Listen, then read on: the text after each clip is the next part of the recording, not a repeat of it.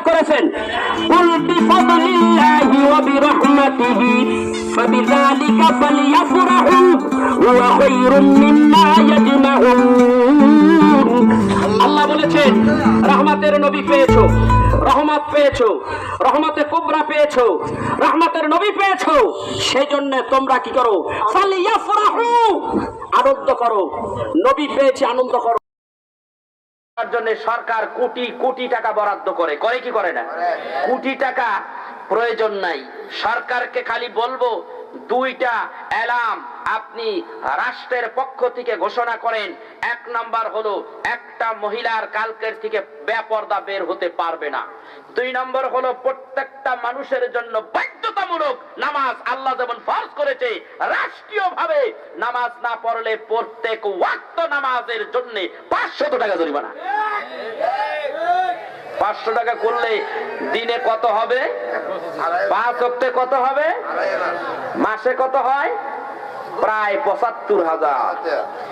যত বড় লোক হও, জমিদারের বাচ্চা তুমি, ৭৫,০০০ টাকা যখন এমনি এমনি সরকারে দিতে থাকবা, গুনতে তো ভারী কষ্ট হবে। প্রথম মাসেরটা দেওয়াই যাবে, দ্বিতীয় মাসে কান ধরবে। হ্যাঁ, কান কি এমনি সোজা? ঠ্যাঙ্গে তলটা কান ধরে করে তওবা করলাম, জীবনে 1 টাকা এইভাবে দিব না, আজকের থেকে ভালো হয়ে গেলাম, খোদার কসম আর নামাজ ছাড়বো না। এমনি ভালো হয়ে যাব। এইভাবে বাধ্য করতে হবে, বাধ্য করতে হবে। সরকার বলেন, যে কোনো সরকার বলেন, বাধ্য করে। কেমনে ঘুষ খাওয়া যায়, কেমনে ঘুষ দেওয়া যায়, এই বাধ্য তুমি করতেছো। তুমি নামাজটা, নামাজি ব্যক্তিকে নামাজি বানাও, মুসলমানকে নামাজি বানাও। তুমি যখন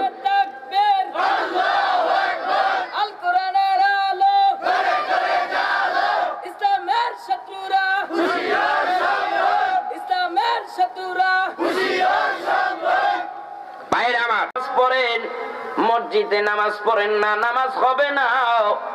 নবীজির কাছে এক সাহাবী আসলেন, হযরতে আবু হুরায়রা থেকে হাদিস খানা রওয়ায়াত।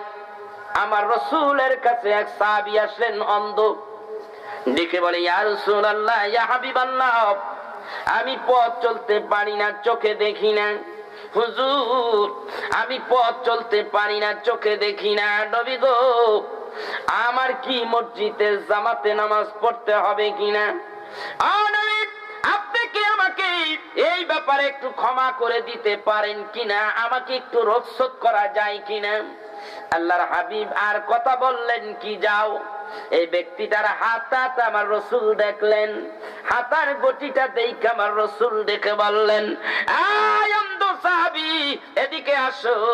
আবার তাকে দাঁড় করাইয়া আমার নবী ডেকে বললেন, মসজিদে যখন আযান হয়, আযানের আওয়াজ তোমার ঘরে যায় কিনা? ইয়া রাসূলুল্লাহ, ইয়া হাবিবাল্লাহ, আযানের আওয়াজ আমার মসজিদে যায়, মসজিদ থেকে আওয়াজ আমার কানে যায়, আমার বাড়িতে যায়।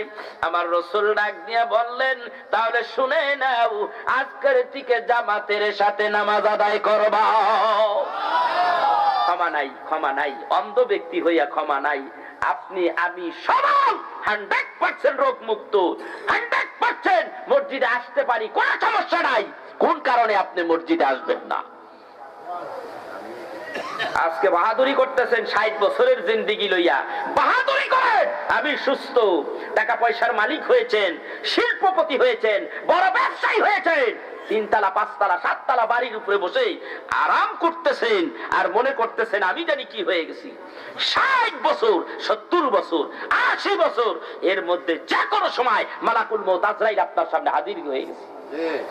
1 সেকেন্ড আপনাকে রক্ষক দেওয়া হবে না, 1 সেকেন্ড আপনাকে সুযোগ দেওয়া হবে না। যদি বলেন মালাকুল মউত আজরাইল 5টা মিনিট টাইম দাও, আমি এই রুমের থেকে ওই রুমে যাব, আমার বেগমকে বলবো আমি ওই জায়গায় এত কোটি টাকা রেখে আসছি, একটু সুযোগ দাও। আল্লাহর তরফ থেকে আজরাইল এসে বলবে, 1 সেকেন্ড, আল্লাহ তোমাকে সুযোগ দেয় নাই, এই মুহূর্তে তোমার রূহ কবজ করা হবে। সুযোগ দেবে? সেই সময় আমি মোল্লা, কয় নম্বর মোল্লা, কয় নম্বর বক্তা, আমারে ছাড়বে? আপনারে ছাড়বে? এদেশের বড় বড় মন্ত্রী, মিনিস্টার, প্রেসিডেন্ট যারা আছে, এদের ছাড়বে? কোন ছাড়ার ঘটনা এরকম কোন জায়গায় আছে? বলেন আছে? নাই, নাই, নাই।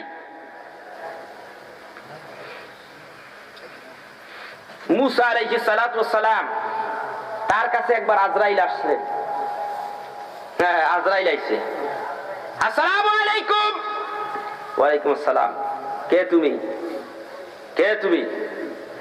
আমি আজরাইল। মুসা নবী শক্ত হইয়া দাঁড়াইছে। কি হইছে? শক্ত হইয়া দাঁড়াইছে। আজরাইল আইছে, কি হইছে? পাওয়ার আছে তো। শক্ত হয়ে দাঁড়াইছে মুসা। ডাক দিয়ে আমার কাছে তোমার কি দরকার, কি কারণে আমি মুসার কাছে আসছো? বলে আমার আল্লাহ আপনার কাছে পাঠাইছে। বলে কি কারণে পাঠাইলো? বলে আমার আল্লাহ পাঠাইছে আপনার রূহটা কবজ করার জন্য। মুসা আরো খেপে গেছে, মুসা আরো গরম হয়ে গেছে। মুসা আলাইহিস সালাতু ওয়াস সালাম একটু বেতাল্লা ধরনের নবী ছিলেন। আল্লাহ তাআলা মুসা নবীকে খুব ভালোবাসতেন। পয়গম্বর মুসা ডাকতে বলে, এই আজরাইল, কি কস তুই? কি কস? আমার হায়াত তো এখনো আছে, তুই আমার রূহ কবজ করতে আসছস। কি কারণে আমার রূহ কবজ করতে আসছস? কে তোরে পাঠাইলো? বলে আমার আল্লাহ পাঠাইছে আপনার রূহ কবজ করার জন্য। হ্যাঁ, আজরাইল, আমার আল্লাহ পাঠাইছে, এটা কোনোদিনও হতে পারে না। রাগ করিয়া গুসা করে এত জোরে একটা থাপ্পড় মারলেন পয়গম্বর হযরতে আজরাইলের কান বরাবর। কানটা তব্দ ধরে গেছে, আর চোখেটার একটা চোখের ভিতর থেকে চোখটা বের হয়ে গেছে, চোখ বাইরে গেছে। আমার আল্লাহর দরবারে যেয়ে ডাকতে বলে, আল্লাহ গো, দেখো তোমার ভালোবাসার পয়গম্বর করছেটা কি? কি করছে? কি করছে? বলে আমার চোখটা বাইর করিয়া ফেলাইছে, আর আমার কানটা বাইরা করে দিয়েছে, আমি কানে কিচ্ছু শুনি না।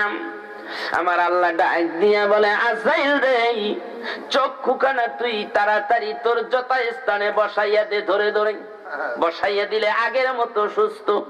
কানের মধ্যে কয়েকটা ঝাঁকুনি দেয়, ঝাঁকুনি দেওয়ার সঙ্গে সঙ্গে কান ভালো হয়ে গেল। আজরাইলকে আমার আল্লাহ আবার ডাকতে কয়, আজরাইল রে যাও, আবার যা, আবার মুসা নবীর, আমার মুসা নবীর রূহটা কবজ কইরা লইয়া। আজরাইল কয়, মাফ চাই। এক থাবুর এই অবস্থা। ঘটনাটা দেখছেন নি? সাংঘাতিক ব্যাপার। আল্লাহ কই যাইতে উপায় নাই। আজরাইল জমিনে আসলেন, আসসালামু আলাইকুম ওয়া রাহমাতুল্লাহ খাইপা খাইপা দিছে। কি শক্তি পয়গম্বরের গায়ে। ওয়ালাইকুম আসসালাম। কে? বলে আমি আজরাইল। আবার আইসোস? কি কারণে আইসোস?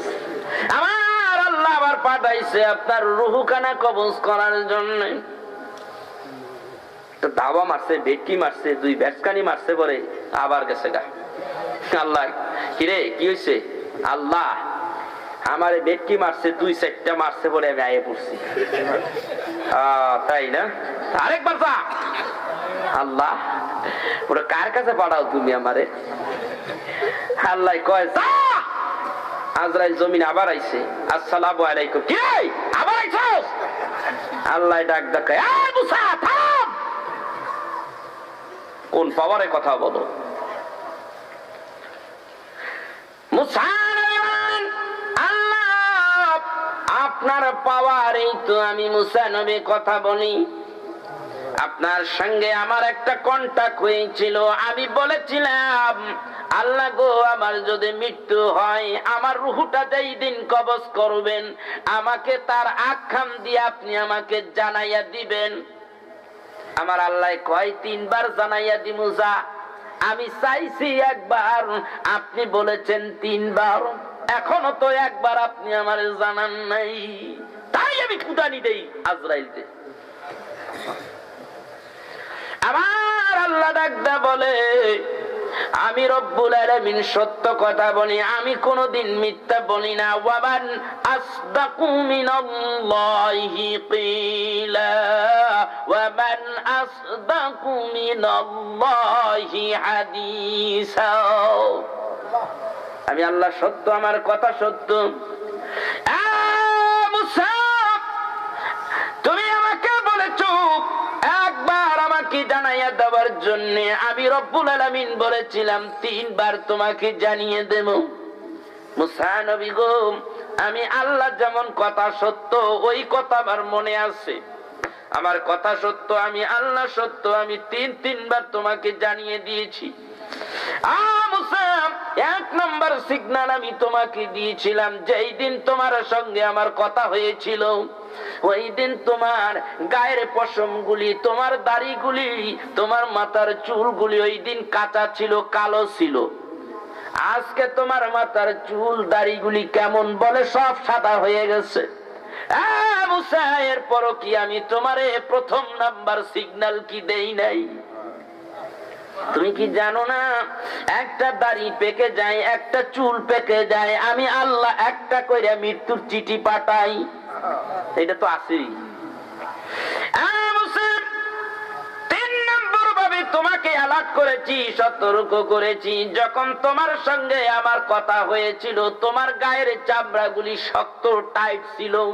তুমি যুবক ছিলে, জুয়ান ছিলে, এখন তোমার গায়ের চামড়াগুলি ঢিলা হয়ে গেছে। ঠিক কিনা বলে? হ্যাঁ ঠিক।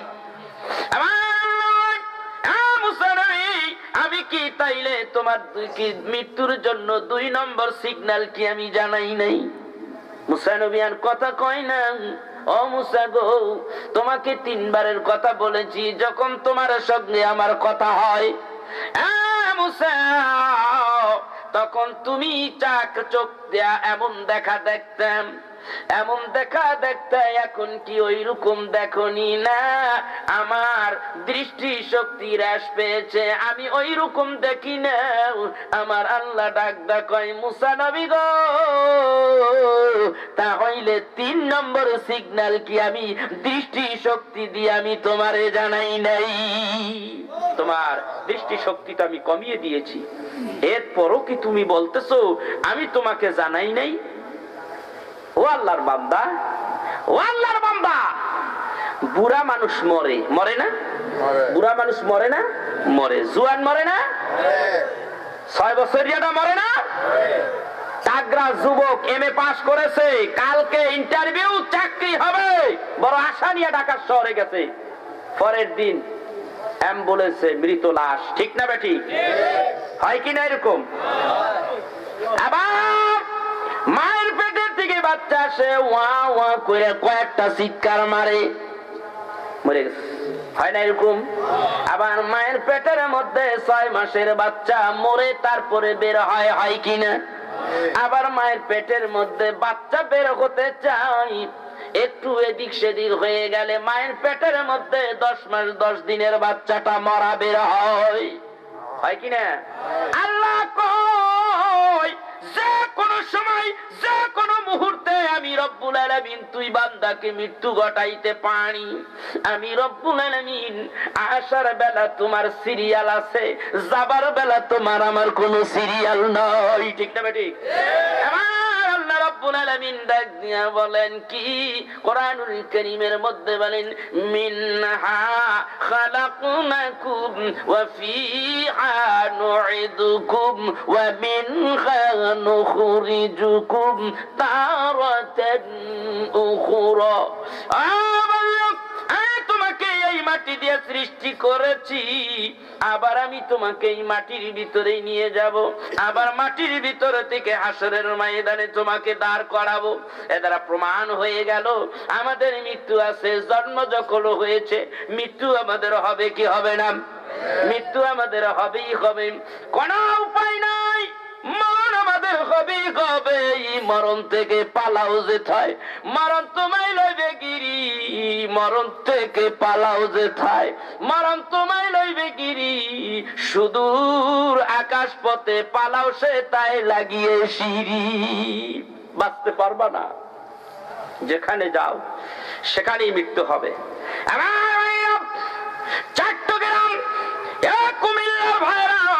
কুমিল্লা শহর থেকে আপনি যখন ঢাকার পথে যাবেন, হাজার হাজার মানুষ ঢাকার পথে রওনা। আসার বেলা কুমিল্লার দিকে আসে, ঢাকার দিকে সব মানুষ কি রাস্তাঘাটে জীবিত আসে কিনা? দুই একটা মরে কিনা? সব তো আর আসে না। যার কপাল খারাপ হয়ে গেছে, যারা হায়াত শেষ হয়ে গেছে, রাস্তায় দুর্ঘটনায় মারা যায়। যাবার বেলাও হয়, আসার বেলাও হয়, কি হয় না?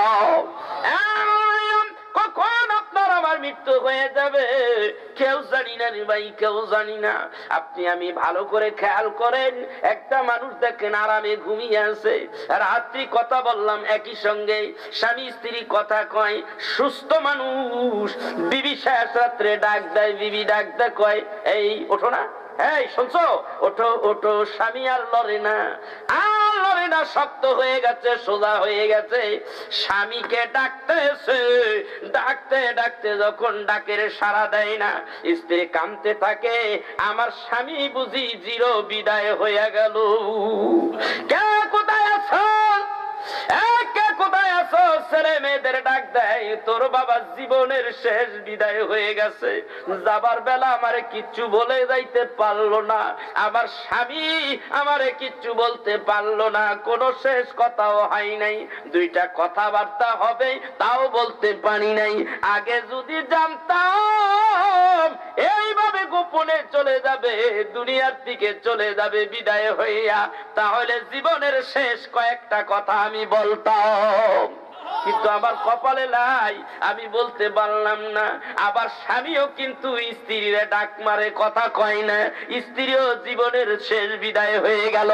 আমার ভাইরা, এই অবস্থায় যদি স্ত্রীর উপরে স্বামী যদি খুশি থাকে, এই পাশাপাশি এই ওয়াজটাও আমি করে দেই, হাদিস শরীফের মধ্যে আসছে, ওই সময় স্ত্রীর মৃত্যুর কারণে স্বামী যদি কষ্ট পায়, আর যদি মনের মধ্যে আক্ষেপ থাকে, আরে আমার স্ত্রীটা দুনিয়ার থেকে বিদায় হয়ে গেল, স্বামীর চোখ দিয়া যদি পানি আসে স্ত্রীর বিয়োগের কারণে, মনে রেখে দিও বিবি গো, আল্লাহ রাব্বুল আলামিন তোমার কপালে জান্নাত দিয়া দিছে।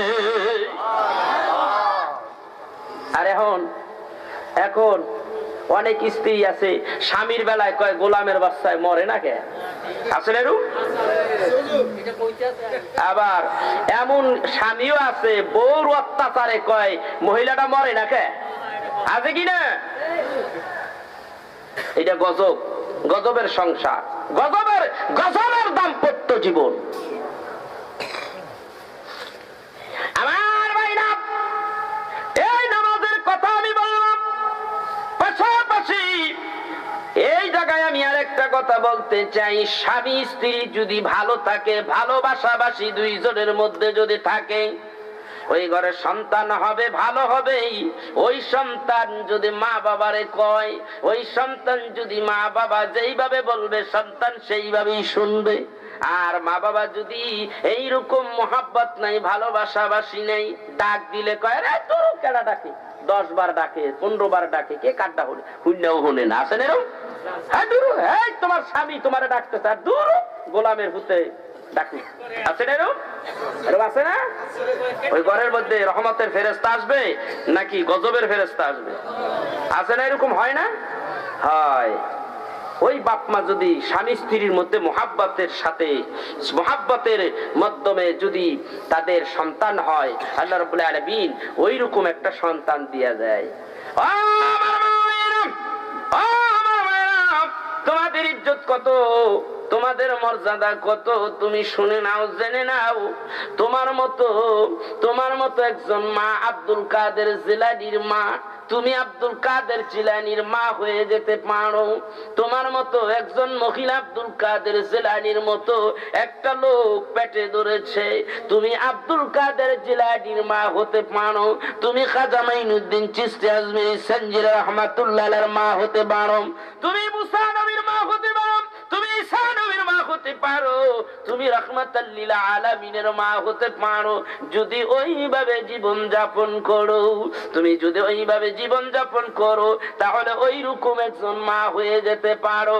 ও মা, তোমার সন্তান যদি বড় হয় তাহলে তোমার সন্তান তোমার কমান্ড শুনবে, তোমার কথা শুনবে, যদি ওইরকম মা হতে পারো। তোমার মর্যাদা কি তুমি জানো না? তোমার মর্যাদা আল্লাহ রাব্বুল আলামিন কত গুণ বাড়াইছে। আল্লাহর হাবিবের কাছে একজন সাহাবী আসলেন, ইয়া রাসূলুল্লাহ, ইয়া হাবিবাল্লাহ, সেবা করব কার আপনি বলুন গো নবীজি। আমার নবী ডাক দিয়ে বলে ক্বালা উম্মুক। এরপরে সাহাবী বলে ক্বালা সুম্মা মান। অতঃপর কার? বলে ক্বালা উম্মুক, তোমার মায়ের। আবার প্রশ্ন করলেন ক্বালা সুম্মা মান। অতঃপর কার? আমার নবী ডাক দিয়ে বলে ক্বালা উম্মুক, তোমার মায়ের। আবার প্রশ্ন করলেন ক্বালা সুম্মা মান। অতঃপর কার? আমার নবী বলে দিলেন ক্বালা আবুক। মিশকাতের হাদিস, পাশাপাশি আরেকটা হাদিসের মধ্যে আসছে সুম্মা উম্মুক, সুম্মা উম্মুক, সুম্মা উম্মুক, সুম্মা আবু।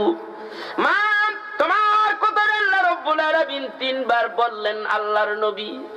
আর মা বাবার কথাটা একবার বললেন। কত মর্যাদা আল্লাহ রাব্বুল আলামিন তোমার বাড়াইয়া দিয়েছে। তারপর মহিলারা সম্মানের জন্য, ইজ্জতের জন্য ঢাকা রাজধানীর মধ্যে বেপরদা হইয়া কয় দাবির মতো দাবি চাই, পুরুষের সমান অধিকার চাই। ঠিক না বেটি? আল্লাহ কয় বাড়াইয়া দিছি পুরুষের চাইতে 10 গুণ। আর হ্যাঁ দাবি জানাইতেছে পুরুষের মধ্যে সমান অধিকার চাই। তুই সমান অধিকারের লোক আইসোস? তোর পাওয়ার কমাইতে আইসোস না পাওয়ার বাড়াইতে আইসোস না কমাইতে আইসোস? এটা কমে গেছে পাওয়ার, ইজ্জত বেড়ে গেছে, বাড়ে নাই, কমতেছে। আইসোস বাড়াইতে, ইজ্জত কমে গেছে। আম্মা জান, তোমার মর্যাদা কি তুমি আরেকটা হাদিস থেকে শুনে নাও। আদ-দুনিয়া কুল্লুহা মাতাউন ওয়া খায়রু মাতা'id দুনিয়া আল-বারআতু সালিহা। আমা তোমার মর্যাদা এত এত, পৃথিবীর সমস্ত ধন সম্পদ, সোনা মণি মুক্তা এক চাইতে একটা নেককারিনী পর্দানিশিনী স্ত্রীর দাম আল্লাহর কাছে বেশি।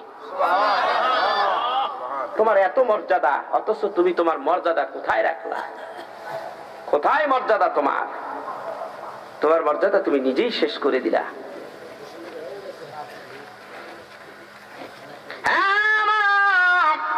তুমি এমন একটা জিনিস, আমি একটা উদাহরণ দেই। আজকে কুমিল্লার শহরের মধ্যে যদি সাগর কলা, সবরি কলা, ভালো সবরি কলা, দেখতে ভালো, দামও ভালো, কিনবেন কিনা? যেরকম কিনেন কিনা? প্রতিদিন একটা করে কলা খাইতে হয়, একটা করে কলা খাবেন। ভালো কলা হইলে কিনবেন কিনা? 40 টাকা হালি, এক হালি কলার দাম। কলাওয়ালা প্রত্যেকদিন কলা বিক্রি করে। তা আজকে মনে করছে আজকে কলাগুলি সব সুইলা সুইলা নিয়ে যাই। সে বেচারা কলাগুলি সব সুইলা নিয়ে গেছে কুমিল্লা একেবারে মেন শহরে নিয়ে বসছে। আসেন ভাইরা, প্রতিদিন কলা আনি, আপনাদের সুলতে সময় পাই না, আজকে সুইলা সুইলা আনছি, বেগম রে লইয়া সুইলা আনছি। যারা কলা কিনবে, কলাওয়ালারা, কলা কেনন্যাওয়ালারা চাইয়া দেয় মাসি ব্যান ব্যান ক্যান ক্যান করে। তোমার কলা আর দেওয়া হবে না। কেন ভাই? বলে তোমার কলার মধ্যে মাছি বসেছে। মাছি বসে, গুইয়া মাছি পায়খানার উপরে কিছুক্ষণ আগে ছিল, এখন কলার উপরে বসছে, সরাসরি কলার উপরে বসছে। কবার যদি থাকতো তাইলেও একটা কথা ছিল। তো কবার নাই, গুইয়া মাছি বসছে, তোমার কলার 2 পয়সার দাম নাই। সন্ধ্যাবেলা বেটা একটাও বেচতে পারে নাই, সব ড্রেনের মধ্যে ডাস্টবিনটে ফালাইছে। ঠিক না বেটি? তুমি মহিলা যতদিন তুমি ঢাকনা থাকবা, যতদিন তুমি তোমার ওয়াকরনা ফি বুয়ুতিকুন্না, যতদিন তুমি তোমার নিজের সম্মান ইজ্জত, যতদিন তোমার দেহ তুমি কাপড় দিয়ে আবৃত করবে, তুমি যখন বোরখায় থাকবে, পর্দায় থাকবে, আল্লাহ রাব্বুল আলামিনের কাছে তোমার দাম পৃথিবীর সমস্ত মণি মুক্তার চাইতে বেশি।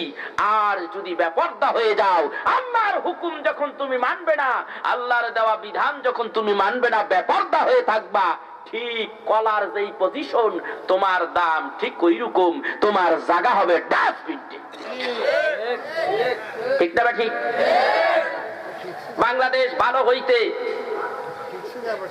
ভালো সন্ত্রাস, চাঁদাবাজি, চোর ডাকাত এইগুলির থেকে দেশ রক্ষা করার জন্য সরকার কোটি কোটি টাকা বরাদ্দ করে, করে কি করে না? কোটি টাকা প্রয়োজন নাই। সরকারকে খালি বলবো দুইটা অ্যালার্ম আপনি রাষ্ট্রের পক্ষ থেকে ঘোষণা করেন। এক নাম্বার হলো একটা মহিলার কালকের থেকে বেপরদা বের হতে পারবে না। দুই নম্বর হলো প্রত্যেকটা মানুষের জন্য বাধ্যতামূলক নামাজ আল্লাহ যেমন ফরজ করেছে, রাষ্ট্রীয়ভাবে নামাজ না পড়লে প্রত্যেক ওয়াক্ত নামাজের জন্য 500 টাকা জরিমানা। 500 টাকা করলে দিনে কত হবে? 5 ওয়াক্তে কত হবে? মাসে কত হয়? প্রায় ৭৫,০০০। যত বড় লোক হও, জমিদারের বাচ্চা তুমি, ৭৫,০০০ টাকা যখন এমনি এমনি সরকারে দিতে থাকবা, গুনতে তো বাড়ি কষ্ট হবে। প্রথম মাসেরটা দেওয়াই যাবে, দ্বিতীয় মাসে কান ধরবে। হ্যাঁ, কান কি এমনি সোজা ঠ্যাঙ্গে তোমরা কান ধরে করে তওবা করলাম, জীবনে 1 টাকা এইভাবে দিব না, আজকের থেকে ভালো হয়ে গেলাম, খোদার কসম আর নামাজ ছাড়বো না। এমনি ভালো হয়ে যাব। এইভাবে বাধ্য করতে হবে, বাধ্য করতে হবে। সরকার বলেন, যে কোনো সরকার বলেন, বাধ্য করে কেমনে ঘুষ খাওয়া যায়, কেমনে ঘুষ দেওয়া যায়, এই বাধ্য তুমি করতেছো। তুমি নামাজটা নামাজি ব্যক্তিকে নামাজি বানাও, মুসলমানকে নামাজি বানাও। তুমি যখন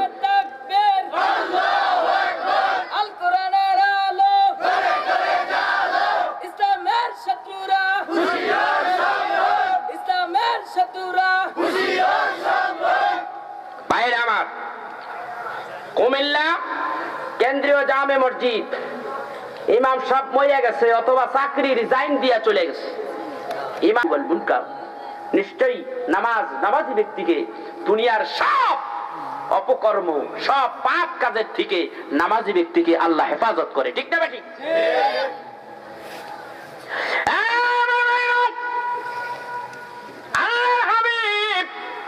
শেষ জীবনে নামাজের কথা বলে গেলেন। হুজুর আমার বারবার জ্ঞান হারা হয়ে যায়, সংক্ষিপ্ত আলোচনা, বারবার জ্ঞান হারা হয়ে যান। আমার নবী আবার উঠেন, জ্ঞান ফিরে আসে, আর ডেকে ডেকে বলে, আয়েশা রে, নামাজের খবর কি? ইয়া রাসূলুল্লাহ, ইয়া হাবিবাল্লাহ, আপনার সাহাবীরা সকলে দাঁড়াইয়া আছে, ইশারের নামাজ পড়বে আপনার সঙ্গে। ও নবীজি, সব সাহাবীরা আপনার পিছনে নামাজ পড়বার জন্য অপেক্ষা করতেছে। এই কথা বললে শোনার পরে নবী আমার আবার জ্ঞান হারা হয়ে যায়। আবার কতক্ষণ পরে জ্ঞান ফিরে আসে। আল্লাহর হাবিব আবার জিজ্ঞাসা করে, আয়েশা রে, ইশারের নামাজ রক্ত হয়ে গেছে নি? ইয়া রাসূলুল্লাহ, ইয়া হাবিবাল্লাহ, আমরা সকলেই আপনাকে নিয়ে ব্যস্ত গো নবী গো, এখনো ইশারের ওয়াক্ত নামাজ এখনো পড়ানো হয় নাই নবী গো, সাহাবীরা আপনার পিছনে নামাজ পড়তে চাই। এ কথা শোনার পরে দিয়া আমার নবীজি আবার জ্ঞান হারা হয়ে গেলেন। সাহাবীরা মসজিদের মধ্যে গেলেন, রাত্র আস্তে আস্তে বেশি হয়ে গেল। আমার ভাইরা হযরতে আবু বকরের ইমামতিতে নামাজ শুরু হয়ে গেল। নামাজে যখন দাঁড়াইয়া গেলেই আল্লাহর হাবিবের জ্ঞান আবার হুশটা ফিরে আসলেন। হুশ ফিরে আসলে আমার নবী ডাকতে বলেন, আয়েশা, মসজিদের ভিতরে সারের জামাত কি শুরু হয়ে গেছে নি? নামাজ কি শুরু হয়ে গেছে? ইয়া রাসূলুল্লাহ, নামাজ শুরু হয়ে গেছে, আমার বাবার ইমামতিতে নামাজ শুরু হয়ে গেছে। আমার ভাইরা আমার রাসূল ডেকে ডেকে বলে, আয়েশা রে, আমার হুজরাত থেকে দরজাটা খুলে দাও, ঘরের দরজাটা খুলে দাও। ইয়া রাসূলুল্লাহ, কেন? বলে, আমি একটু দেখতে চাই আমার সাহাবীরা নামাজ আদায় করে, ওই নামাজের দৃশ্যটা আমি নবী একটু দেখতে চাই। দরজা খুলে দেওয়া হলো। আমার নবী বললেন, আয়েশা রে, আমার মাথাটা একটু জাগিয়ে তোলো। জাগাইয়া তোলা হলো। আমার নবীজি একজনেই নামাজের দিকে তাকিয়ে আছি। সাহাবীরা রুকু সাজদা করে, আমার নবীজি ওই জায়গায় মাথা উঁচু করে দেখেন। হুজুর নামাজের ওই দৃশ্য দেখে আর চোখের কণা বয়ে বয়ে টপ টপ করে পানি পড়ে। চোখের পানি পড়েই আয়েশা জিজ্ঞাসা করে, ইয়া রাসূলুল্লাহ, ইয়া হাবিবাল্লাহ, কি দুঃখ গো নবীজি, আপনি কেন কাঁদেন? চোখের কণা বেয়ে বেয়ে এইভাবে পানি পড়ে নবী গো। কি কারণে আপনি কাঁদতেছেন গো নবীজি? হুজুর আমার ডাক দিয়ে বলে, আয়েশা রে, আজকে আমার মনে পড়ে গেল আমার সাহাবীরা জামাতের মধ্যে নামাজ পড়তেছে, কত সুন্দর দেখতে। এই নামাজ প্রতিষ্ঠা করতে যাইয়া আমি তায়েফের জমিনে কত মার খাইলাম। আমি নামাজের দাওয়াত দিলাম, আমি নামাজের দাওয়াত দিলে তায়েফবাসীরা আমাকে গার ধাক্কা দিয়া দরজার থেকে বের করে দেয়। আবার আরেক দরজায় যাই আমি নামাজের দাওয়াত দেই, আমার গার ধাক্কা দিয়ে আবার বের করে দেয়। তায়েফের দুষ্ট ছেলেদেরকে দিয়া এই নামাজের কারণে আমাকে পাথর মাইরা মাইরা আমার দেহটাকে ঝাঁঝরা ঝাঁঝরা করে দিয়েছে। আয়েশা রে, আমি জমিনের মধ্যে একবার না দুইবার না 5 বার 7 বার জমিনের মধ্যে বেহুশ হইয়া পড়ে গেছি। ওই দিন আমার সঙ্গে হযরতে জায়েদ ছিল। জায়েদকে দরিয়া দরিয়া আমি পুকুরে পাহাড়ের উপরে উঠলাম, পাহাড়ের উপরে উঠি আমি বসলাম। এমন সময় জিবরাইল আসলেন, নবী গো, আল্লাহ রাব্বুল আলামিন আপনারে না বানাইলে কিচ্ছু বানাইতো না গো নবীজি। ওই দেহের উপরে, ওই শরীরের উপরে মশা মাছি বসা পর্যন্ত হারাম। ও নবী, তায়েফবাসীরা আপনাকে এইভাবে মারলো, আমি জিবরাইল সইতে পারি না। নবী গো, আপনি একটু হুকুম দেন গো নবীজি, তায়েফবাসীদের উপরে আমি আমার একটা পাকা তায়েফবাসীর বুকের উপরে চাপাইয়া দেই, অথবা তায়েফের 2টা পাহাড় আমি তাদের বুকের উপরে চাপাইয়া দেই। আমার নবী ডাক দিয়ে বলেন, ভাই জিবরাইল, আমি এই অনুমতি দিব না।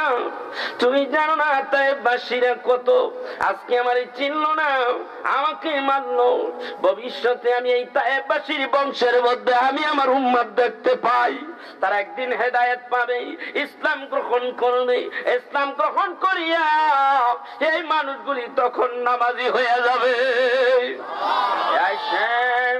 আমি এত কষ্ট করেছি, উহুদের ময়দানে মার খাইছি, আমার 2টা দাঁত ভেঙে গেছে, আমি এত কষ্ট করে এই নামাজ প্রতিষ্ঠিত করেছি। নামাজকে আমি নবী বড় ভালোবাসতাম, আমার বিবিদেরকে ভালোবাসতাম, সুগন্ধি ভালোবাসতাম, নামাজকে ভালোবাসতাম। নামাজ ভালোবাসার কারণেই কাবা বাইতুল্লাহর কিনারে যাইয়া আমি সিজদা করতাম। আবু জাহেল কাফের মুশরিকেরা আমাকে টর্চিং করত, আমার উপর অত্যাচার করত। একদিন আমার দয়ার নবী, মায়ের নবী, জিন্দা নবী, হায়াতুন নবী, রাহমাতাল লিল আলামিন সিজদায় পড়ে আছে। আমার নবীজি কাবা বাইতুল্লাহর কিনারে সিজদায় পড়ে আছে। আবু জাহেল কয়েকজন মানুষ নিয়ে ওই পথ দিয়ে যায়, দেখে আব্দুল্লাহর পোলা মুহাম্মদ সাল্লাল্লাহু আলাইহি ওয়াসাল্লাম আমার নবীজি কাবা বাইতুল্লাহর সামনে করে সিজদায় পড়ে আছে। আবু জাহেল একটা পাথর উঠাইয়া আমার নবীজিকে মারবার জন্য যায়।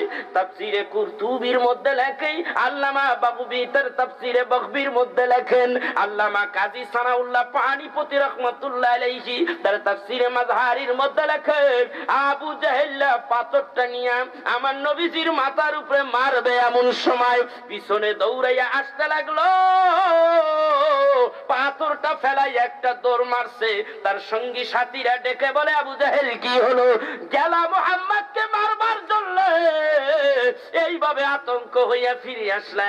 বলে, আমি পাথরটা উঠাইয়া মুহাম্মদ সাল্লাল্লাহু আলাইহি সাল্লামকে মারবো, এই জন্য আমি গিয়েছিলাম। এমন সময় আমি চাইয়া দেখি মুহাম্মদুর রাসূলুল্লাহ সাল্লাল্লাহু আলাইহি সাল্লামের দেহ বরাবর একটা সর্প যেন আমাকে খাসবল দিতে আসতেছে।